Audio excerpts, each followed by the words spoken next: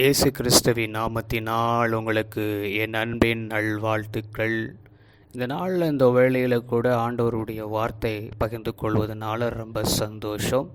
இந்த நாளுக்குரிய வாக்கு தத்துவம் என்ன? யோவான் 13ஆம் அதிகாரம் 34வது வசனம்.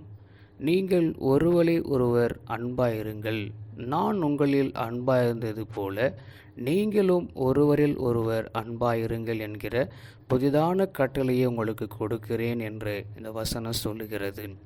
நம்ம எப்படி ஒருவர் அன்பாயிருக்கப்படணும்?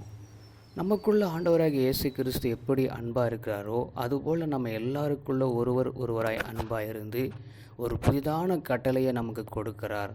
ஏற்கனவே அவர் கொடுக்கப்பட்ட அந்த அன்பின் வார்த்தை, ஏன்னா அவருடைய வாழ்க்கையில் பார்க்கும் பொழுது அவர் அன்பாகவே இருக்கிறார். ஆண்டவராகிய இயேசு கிறிஸ்துவனுடைய வார்த்தையின்படி எல்லாமே அன்பாக இருக்கிறபடினால் நம்ம அவருடைய அன்பை பெற்றுக்கொண்ட நாம் அநேகருக்கு நம்ம அப்படியாய் அன்பாக இருக்கணும்.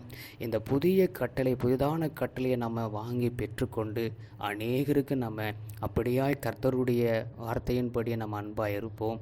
கர்த்தர் தாமே இந்த வசனத்தின்படி நம்ம ஒருவருக்கொருவர் அன்பாக இருப்போம். எங்களை கிருபையாக நேசிக்கிற எங்கள் அன்பின் நல்ல தகப்பனே, இந்த நாளில் இந்த வேளையில் அப்பாவுடைய புதிதான கட்டளையை நாங்கள் ஆண்டவர் பெற்றுக்கொண்டு அநேகருக்கு உம்முடைய வார்த்தை வசனங்களை மாத்திரமில்லை, நாங்கள் செயல்பாடுகள் அன்பாக இருக்க கற்றுக்கொடும். இயேசுவின் நாமத்தில் ஆமேன்.